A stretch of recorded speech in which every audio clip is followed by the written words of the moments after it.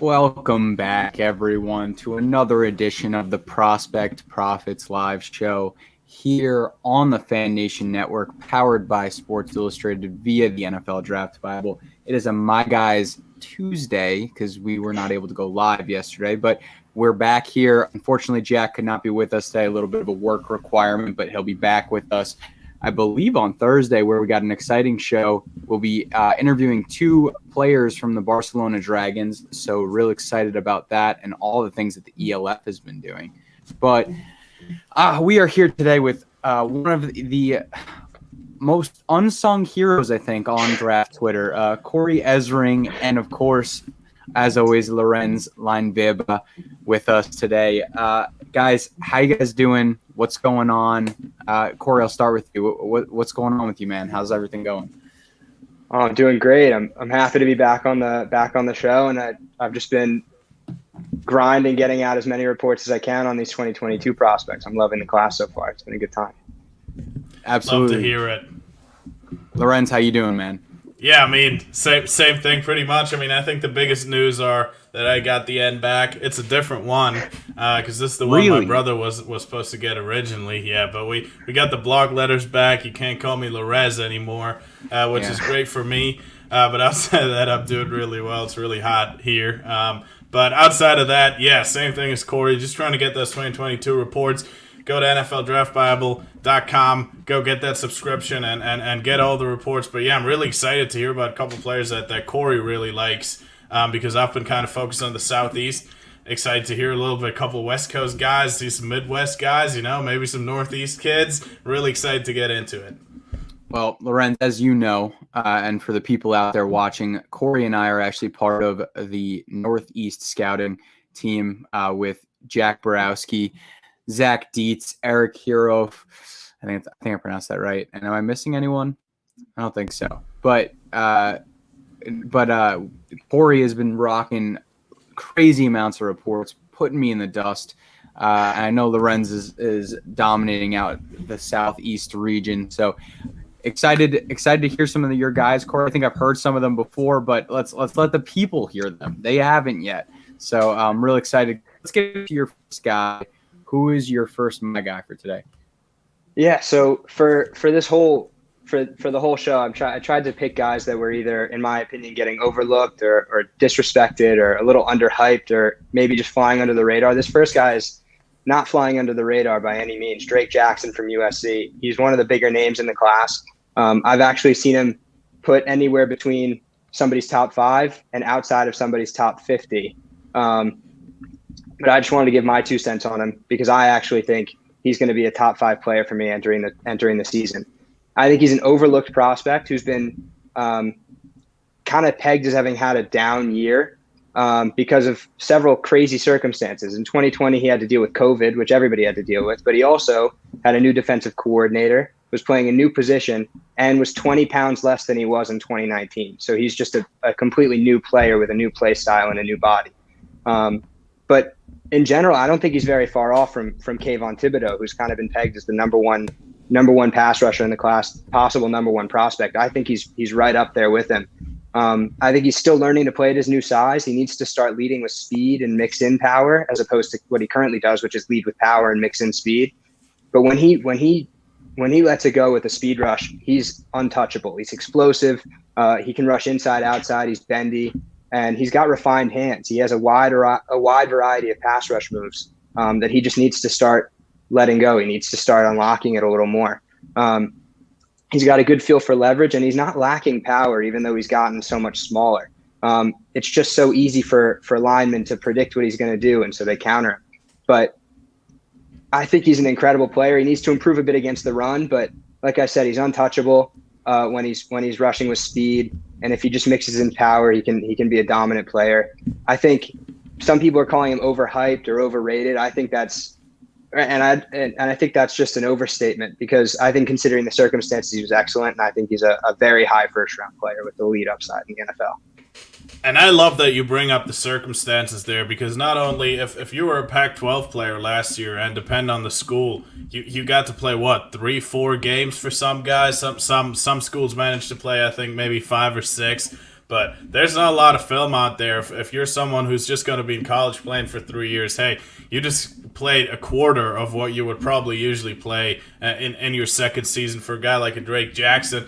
And then what you factor in, I really love the background work there. If you have weight fluctuation, if you play at a new weight and 20 pounds less, that's a significant difference. That's really tough to do for players. I remember last year it was man, name's escaping me right now.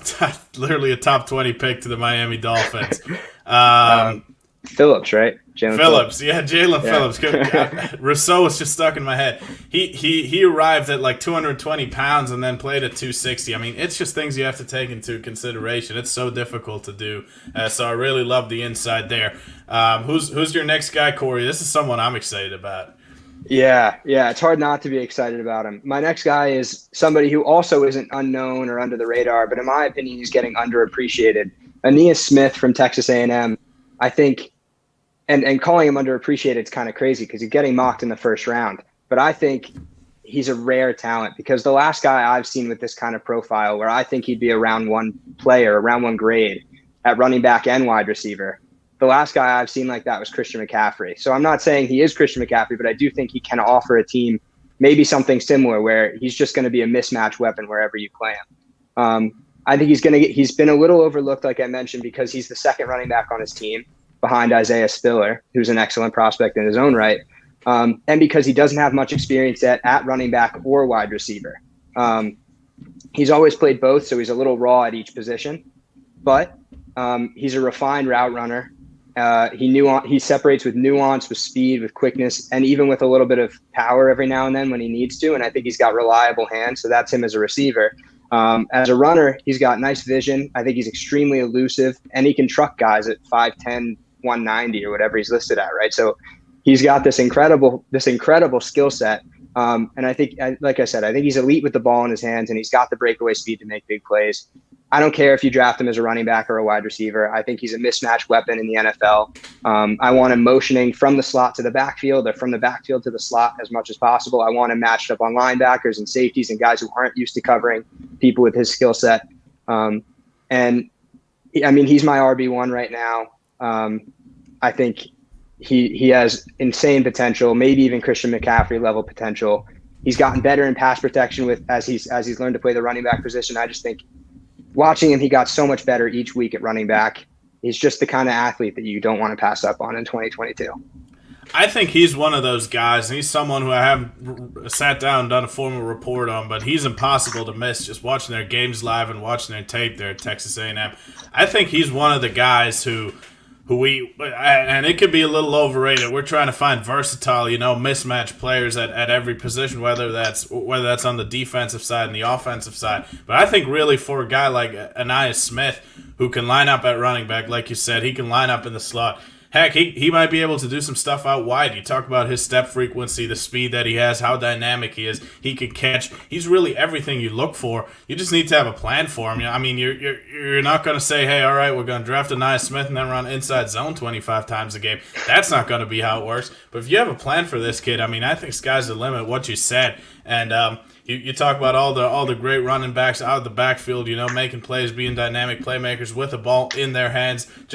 It's just impossible for a defense to stop if you can just have a player like Aeneas Smith who can run a little Texas route, and there's not going to be a linebacker in the league that's going to be able to stick with him. So I think there will be situations where he might not be where he might not reach his full potential, maybe just be sort of a gadget guy. But I think I gave him to the Chiefs and Andy Reid and Patrick Mahomes in my last mock draft. And I know they have Clyde Edwards-Helaire, who we thought he would kind of be that guy, but man, I think he could be. I think he could even do some vertical stuff down the field for a team like that. I mean, I think this dude is, and like you said, he's raw at both positions. I think was a wide receiver coming out of high school, transitions to running back. Now it looks like he's going to go back to being a full-time wide receiver.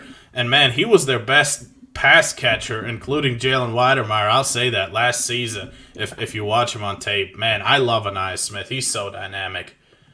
Yeah, watching him on an offense full of possible first-round picks, it's like you said, it's impossible not to notice him. I think wherever he ends up developing, he's going to be special. I think it doesn't have to be an either or. I think you find a way.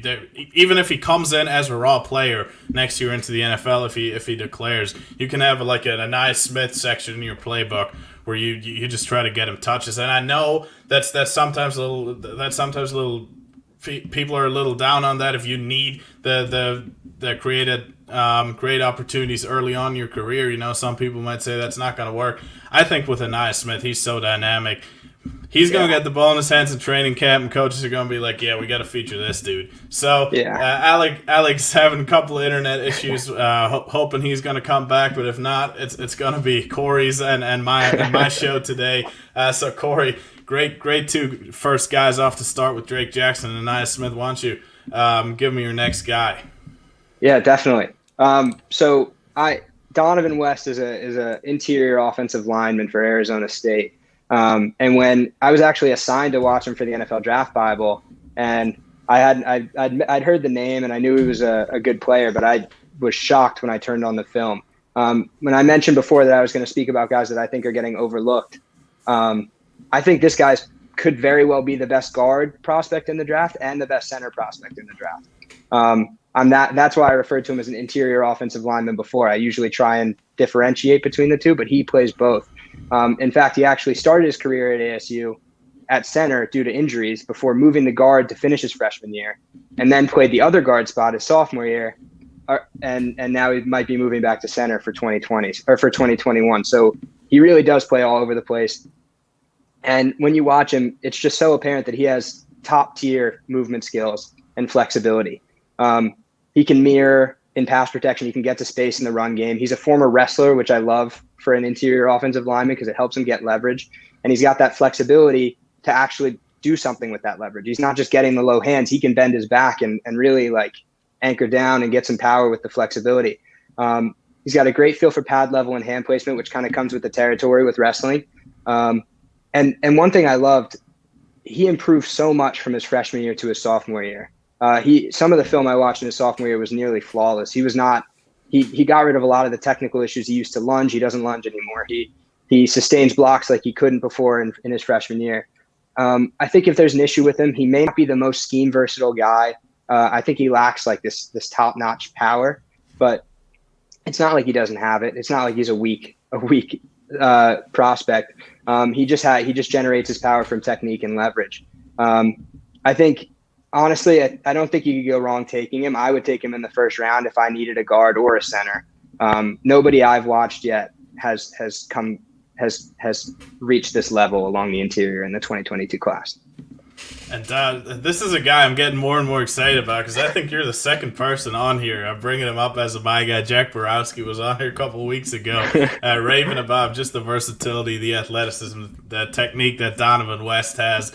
Everyone viewing knows how much I like to watch those guards, and he's someone who I'm gonna definitely have to check out whenever I'm done with the Southeast. But you're right, underrated by a lot of other people, not underrated here on the NFL Draft Bible. We're on this guy, got multiple people on him, and I trust you guys, so I'm really excited about Donovan West. Hearing a lot of great things. There's another player you got on here from a school as an honorary Pittsburgh guy who I'm really excited to hear about. Tell me about Kalijah Cansey. Yeah, this is another guy I actually got assigned to watch him for the NFL Draft Bible. This was a redshirt freshman last year, so he's got 1 year of experience. I, to be honest, didn't know the name that much. Right, he's this rotational defensive lineman for kind of like a mid-tier ACC school, so really didn't get that much attention. I'm just joking. You're right. Top tier ACC. Yep. Top tier national NCAA. Go Pitt. And so when I turned on his film, I immediately realized like this is a guy with first round potential in my opinion. It just happens to be that he's in an undraftable frame. So, and I've made this mistake before. I was a big Ardarius Washington fan. Had a first round grade on him. He went undrafted. So maybe I'm doing this again. But this is a 6 foot, 270 pound interior defensive lineman. So he falls well below the thresholds for anything in that position. But he has played well against NFL talent, and he moves like a linebacker. He has refined hands and a diverse pass rush arsenal. He's got a great feel for leverage, which kind of just comes naturally being a 6-foot defensive lineman. But he's also got incredible power. He drives guys back like it's nothing. And his size does come up at times, and he did get stopped by bigger NFL-ready offensive linemen like an Aaron Banks. Guys like that gave him a little bit of trouble, but they literally outweighed him by about 60 pounds, and he was in his first year. They were in their third or fourth. I think a lot like what I mentioned with Drake Jackson, if he starts leading with a speed rush rather than leading with a power rush, he could be a really special player. He does give up a little bit of gap integrity in the run at times, but I think that's just inexperience. He's coming into his second year, and I think he could be a really special player. He was replacing Jalen Twyman along that line, and I think he's a better player right now. That's super interesting because, like you said, if you're 6 foot 270 along the interior, it's usually it's tough to play in college football. Let's be honest. So do you say he's more of a 34 defensive end potentially in that type of a scheme? I do have him listed as both a 3-4 defensive end and a 4-3 defensive lineman. I honestly think with the kind of power and leverage he gets, he could play along the interior. And in college, he actually had a little bit more success working right on the interior, 1 or 3 tech. But I wouldn't hate moving him outside. I think he's got the athletic potential to do just about anything for you. Like I said, he moves like a linebacker, and I don't think I'm exaggerating. So I think he could play anywhere on that defensive line and kind of be this interesting mismatch piece. But kind of with some of the other guys that I've mentioned, you need to know how you're going to use him. Because you don't just draft a 6 foot, 270 pound defensive lineman and think you're going to slot him in wherever. You've got to have a plan. You better not. Yeah.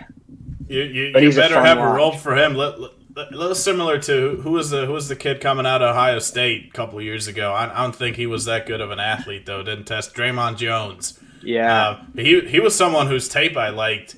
Then kind of messed up the testing. But I think he's become a good rotational piece there on that defensive line. But Kalijah Kancey is a super interesting name to know just because of that frame. I mean, it's a really interesting case study who I'll be following along closely. So, Cory, those were you four. My guys, run through it again. Drake Jackson, defensive end, USC. Anai Smith, running back, Texas A&M. Donovan West, the guard from Arizona State. Interior offensive lineman, you said, and Kalijah Kancey from the defensive lineman from Pittsburgh.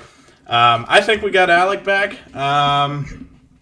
His internet issues look like they have resolved itself, but even if we don't, love it. I have another Alec to talk about because I wanted to sprinkle into my guy here, and that's Alec Pierce. He's a wide receiver from Cincinnati, and first of all, a little bit of the background so people know what they're looking at. He's 6'3". He's a legit 6'3". He's 208. He's got really good size, and he only played about half of the games last season. Had some issues there, why he couldn't get on the field, injury related.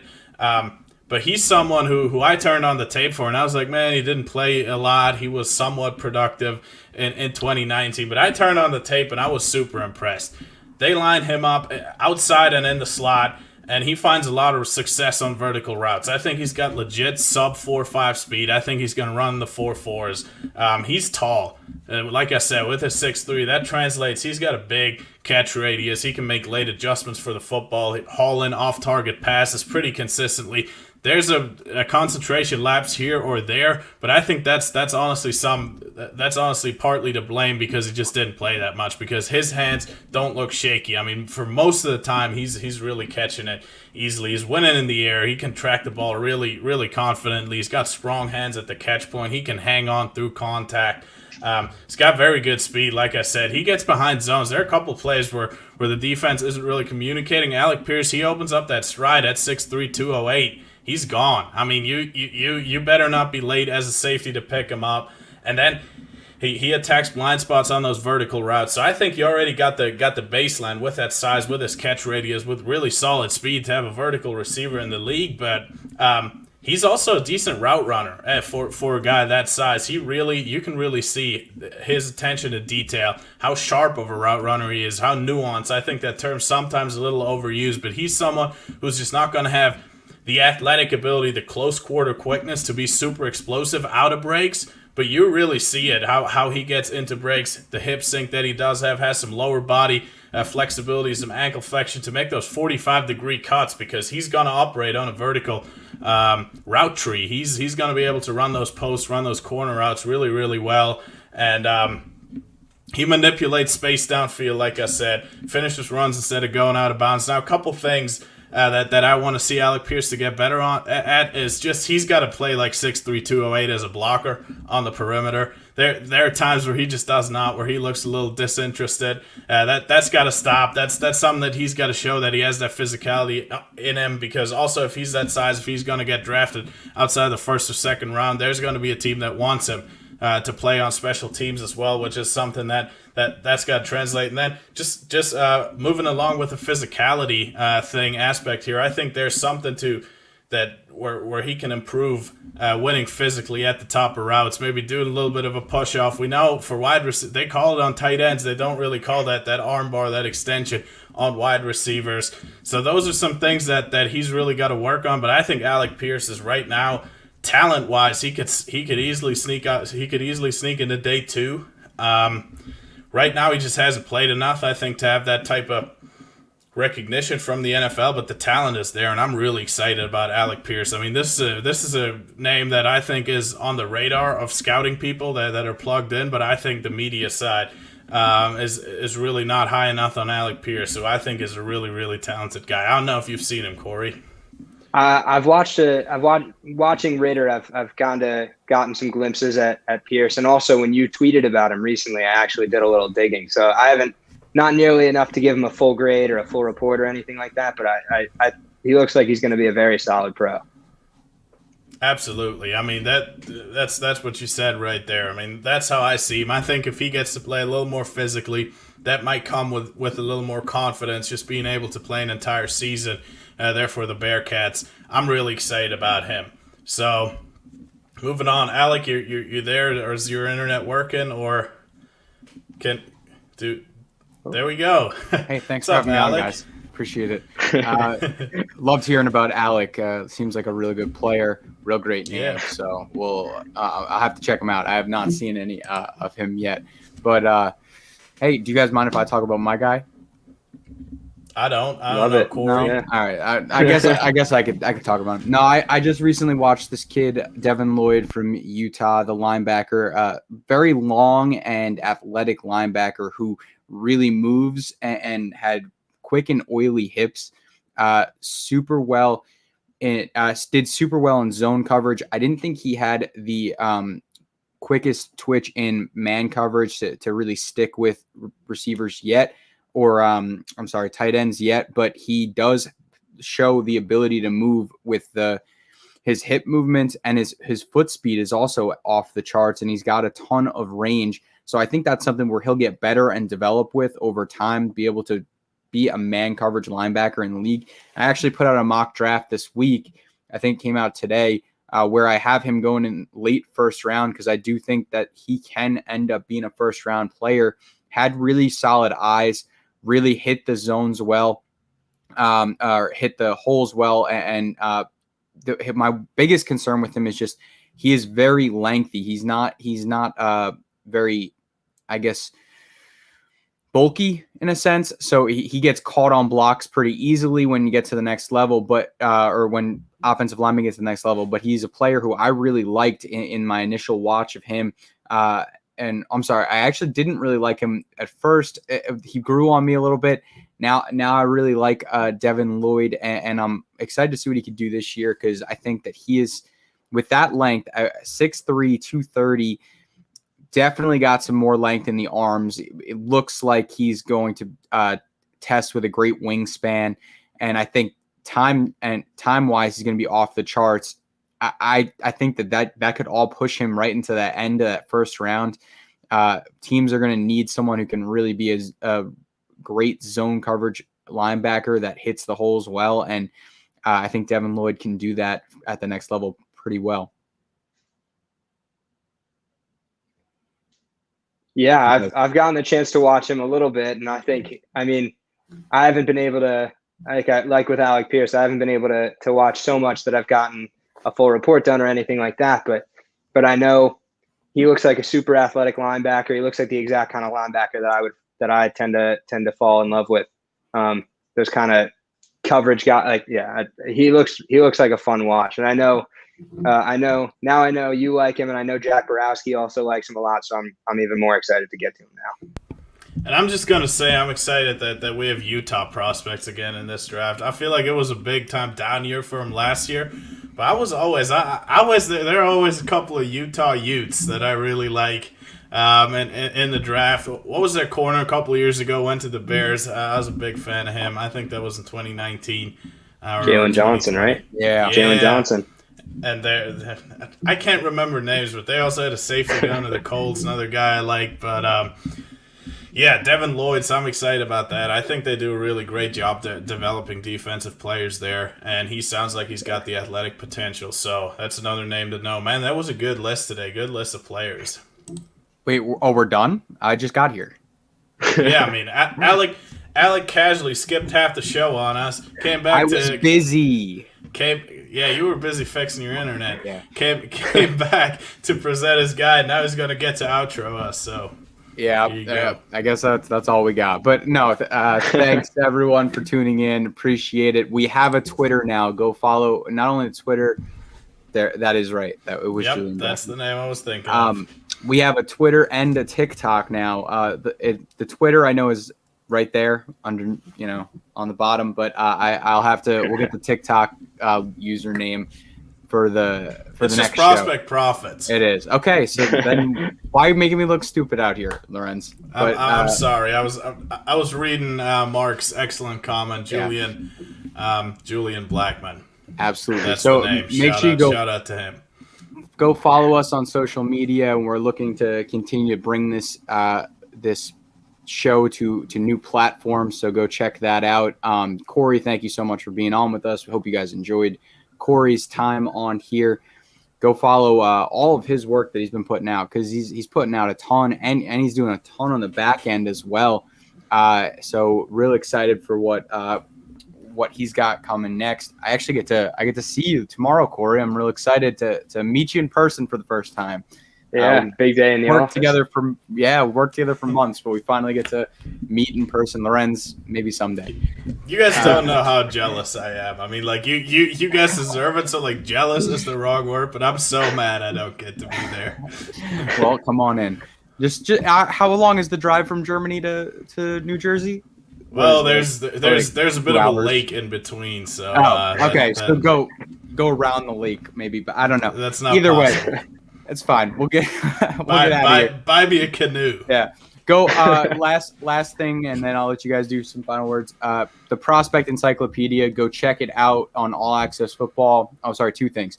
Prospect Encyclopedia, go check it out. Jack would want us to pitch it, and it is great. It's a great product, so make sure you go check that out and see what we got cooking there. And last thing, we just launched the Pro Football Free Agent Database. If you're a street free agent out there and you're looking to have your name on the radar of all of the professional leagues, there are so many professional leagues that are willing to pay for you to play. If you want your name out there, go check it out on All Access Football. Email me at alec@allaccessfootball.com. Check out what we've got, because we can get your name on there and get your name out to teams so that you can continue playing professional football. Any final words, guys? I just want to. We all mentioned this before, right at the top of the show, but I don't have anything specific to plug. But I know the three of us, and I know a bunch of other people that aren't currently on the show, have been working crazy hard to get as many reports in as possible by the 2021 season. So I think they're all. I've had a hand in posting a lot of them, and I've therefore had a chance to read a lot of them. I think it's all really good stuff. So definitely worth a look if you guys have time. Absolutely. Lorenz, anything? Yeah, no, that's absolutely like Cory said. Go to NFLDraftBible.com si.com/NFL/draft. Go get those scouting reports. Go get all the other stuff we got there, the free agent database, like you just said. And also go follow Cory on Twitter, because he should have like 10 times or like 20 times the followers that he does have. Love to see him. Well, let me get a little selfish real quick, because he's catching me like crazy. Okay, can I get a shout out too? As he should. I'm just kidding. He absolutely should. No, absolutely go follow Cory. No, go to Twitter right now. Stop what you do and go follow Cory. And then we're excited to be back with you guys on Thursday for two really cool interviews. Maybe we'll do them together, maybe separate. But it's going to be fun. Barcelona Dragons. I've really enjoyed those ELF interviews so far, because it's just so interesting hearing these kids' stories. I'm obviously in Europe. It's always interesting how they got to love the game of football. And that's going to be fun. Trying to get you some American kids that play in the league as well, or American players. I shouldn't be calling them kids because they're all older than me. Oh, Both of them. Well, there tomorrow. You go. Yeah. They're going to tell their story, what it's like to play overseas, and it's really interesting. If you're a football fan, or if you just want to hear these guys' stories, because it's always interesting, it's always unique. So please tune in for that and watch the past ones, because they were really good. And we'll talk to you on Thursday.